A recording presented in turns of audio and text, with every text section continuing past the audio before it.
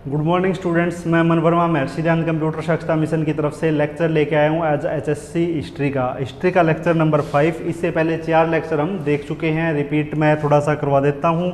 4th lecture में क्या किया था, 997 से 1030 तक गजनी का जो राजा था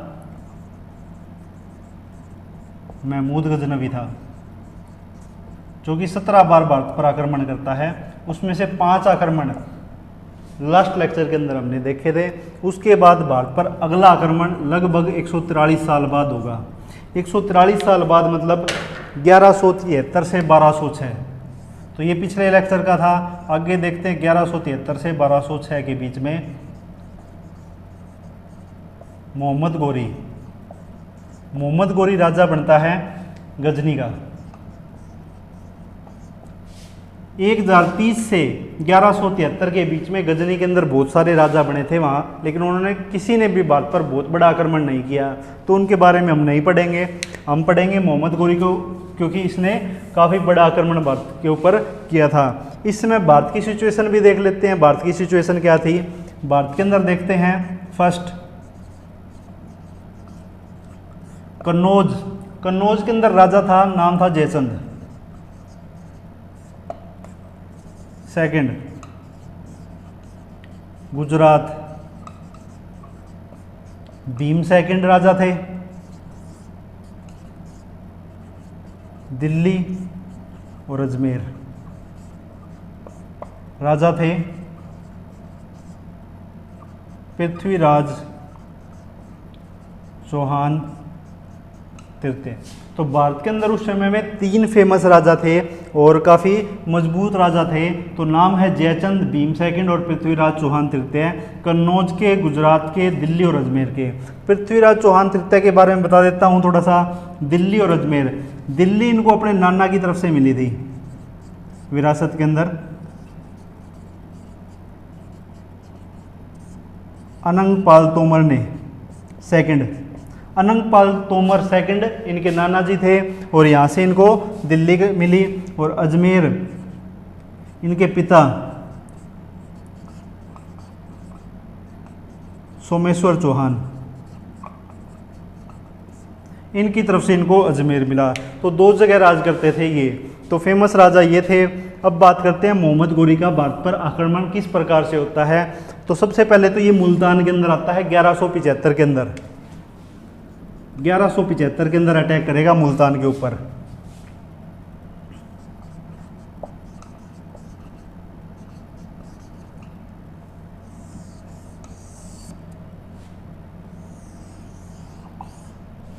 मुल्तान के ऊपर पहला आक्रमण करता है और यहाँ पे जो पब्लिक होती है ये मोहम्मद गोरी को पीट कर भगा देती है वापस।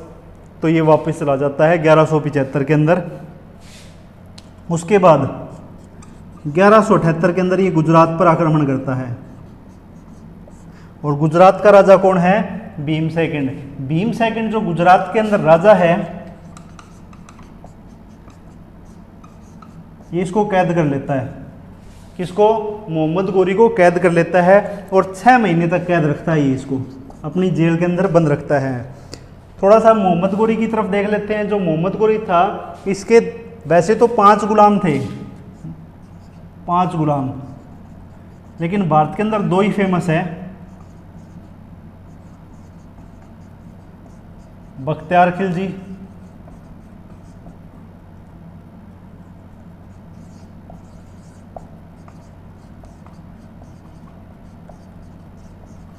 और कुतुबुद्दीन ऐबक। इसके 2 फेमस गुलाम थे ये, एक बख्तियार खिलजी था और एक कुतुबुद्दीन ऐबक था। जो बख्तियार खिलजी है वो इसको, बख्तियार खिलजी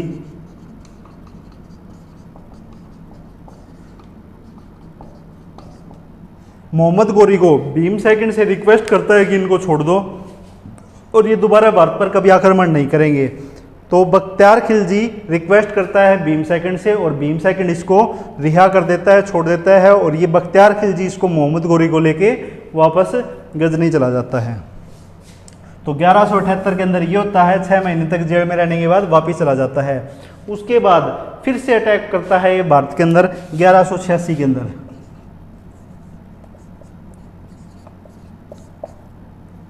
और बठिंडा पर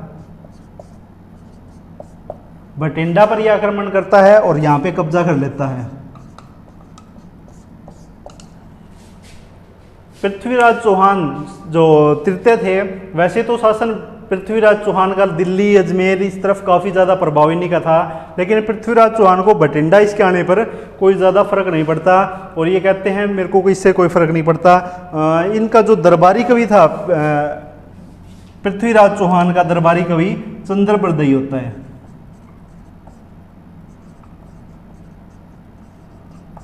ये इनको बताते हैं कि मोहम्मद गोरी बठिंडा आ चुका है, लेकिन पृथ्वीराज चौहान को कोई इससे फर्क नहीं पड़ता। अगर पृथ्वीराज चौहान कहते हैं कि अगर ये इससे आगे बढ़ेगा तो इसको देखेंगे कि इसका करना क्या है।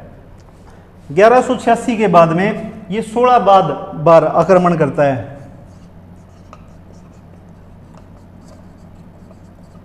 तराइन पर कब्जा करने के लिए, तराइन जो कि करनाल के अंदर है,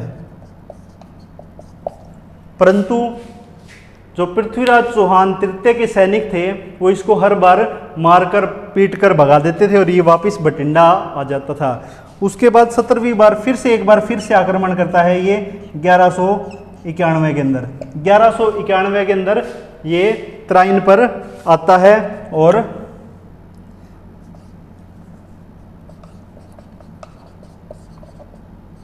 तराइन की लड़ाई होती है।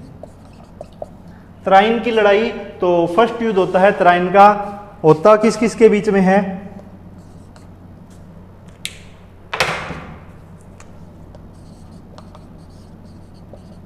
मोहम्मद गोरी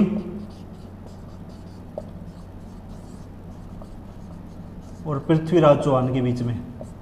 साथ देता है जयचंद, इसका जयचंद साथ देता है पृथ्वीराज चौहान का। और 1191 के अंदर जो युद्ध होता है इसमें मोहम्मद गोरी हार जाता है और पृथ्वीराज चौहान जीत जाता है। जयचंद इसका साथ देता है और ये जो मोहम्मद गोरी है ये 1191 में बठिंडा में जाकर सीधा गजनी चला जाता है, मतलब ये बाहर से चला जाता है इतनी बुरी तरह से हारने के बाद में। उसके बाद 1192 के अंदर मोहम्मद गोरी फिर आता है, साथ में होता है इसके जयचंद। जयचंद मोहम्मद गोरी का साथ देता है, युद्ध होता है पृथ्वीराज चौहान के साथ। पृथ्वीराज चौहान के साथ युद्ध होता है और इस युद्ध के अंदर पृथ्वीराज चौहान हार जाता है और मोहम्मद गोरी जीत जाता है। जयचंद इसका साथ देता है तो नेचुरल सी बात है जीत होनी थी। तो यहाँ तक होता है पृथ्वीराज चौहान की हार हो जाती है और मोहम्मद गोरी का कब्जा लगभग दिल्ली और अजमेर दोनों जगह पे हो जाता है।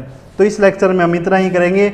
उसके बाद अगले लेक्चर के अंदर देखेंगे कि जयचंद जो 1191 के अंदर पृथ्वीराज चौहान तृतीय का साथ देता है, लेकिन 1192 के अंदर ठीक 1 साल बाद मोहम्मद गोरी का साथ क्यों देता है, बल्कि साथ ही नहीं देता, मोहम्मद गोरी को बुलाने का काम भी जयचंद ने किया था। और जो गुजरात का राजा था भीम सेकंड था, ये भी मोहम्मद गोरी का ही साथ देता है इस युद्ध के अंदर।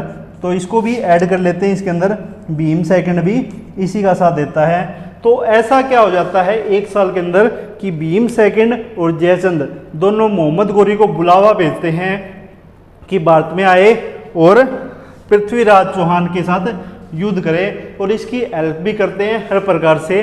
तो हराने का काम करते हैं पृथ्वीराज चौहान तृतीय को। कौन?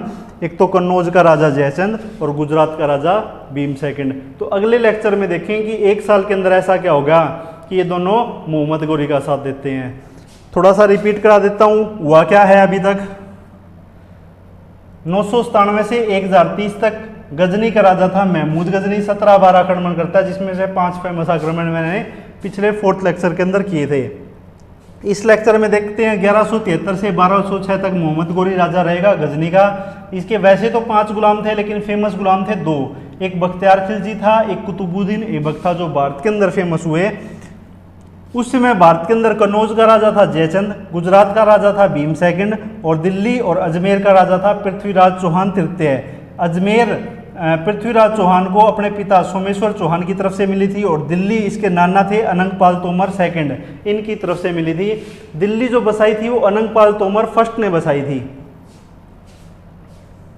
उसके बाद युद्ध के बारे में बात करते हैं। 1175 के अंदर मोहम्मद गोरी पहला आक्रमण करता है मुल्तान के अंदर, जो कि आज के समय में पाकिस्तान के अंदर है। यहाँ आक्रमण करता है लेकिन जनता इसको यहाँ से भगा देती है पीट कर। 1178 के अंदर गुजरात के ऊपर आक्रमण करता है, जहाँ वहाँ का राजा कौन था? भीम सेकंड था। भीम सेकंड मोहम्मद गोरी को क्या है, कैद कर लेता है, 6 महीने तक जेल में करता है। बख्तियार खिलजी गजनी से आता है और इसको रिक्वेस्ट करता है कि इसकी गलती होगी और इसको माफ़ कर दो, ये फिर भारत पर आक्रमण अगली बार नहीं करेगा। 6 महीने तक कैद में रहने के बाद मोहम्मद गोरी को ये छोड़ देता है। बख्तियार खिलजी इसको लेके गजनी चला जाता है। उसके बाद 1186 के अंदर मोहम्मद गोरी फिर से भारत पर आता है, बठिंडा पर कब्जा करता है।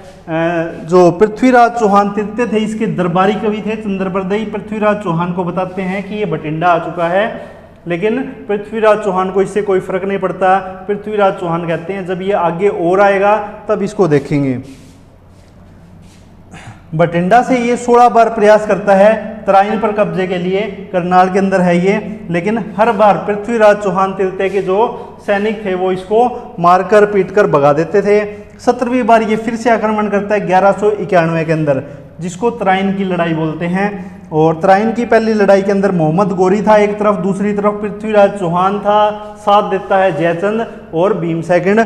तीनों ही मिलके, पृथ्वीराज चौहान, जयचंद और भीम सेकंड तीनों मिलके मोहम्मद गोरी को हरा देते हैं, बुरी तरह से हरा देते हैं। मोहम्मद गोरी का बिल्कुल पूरी तरह से सांस टूट जाता है। ये बठिंडा न जाके वापस गजनी चला जाता है, अफगानिस्तान के अंदर चला जाता है और ये सोचता है कि भारत पर अगला कोई भी किसी प्रकार का कोई आक्रमण नहीं करूँगा। लेकिन ठीक 1 साल बाद फिर से इसकी हिम्मत बढ़ जाती है और ये भारत पर आक्रमण करता है। हिम्मत क्यों बढ़ जाती है? क्योंकि जयचंद और भीम सेकंड जो कन्नौज और गुजरात के राजा थे वो ही इसको बुलावा देते हैं कि आप भारत में आओ और पृथ्वीराज चौहान तृतीय को गद्दी से हटा दो और वहाँ पर कब्जा कर लो। तो ऐसा क्यों हुआ ये नेक्स्ट लेक्चर में देखेंगे। वीडियो को लाइक, शेयर और सब्सक्राइब जरूर करिए। Thank you.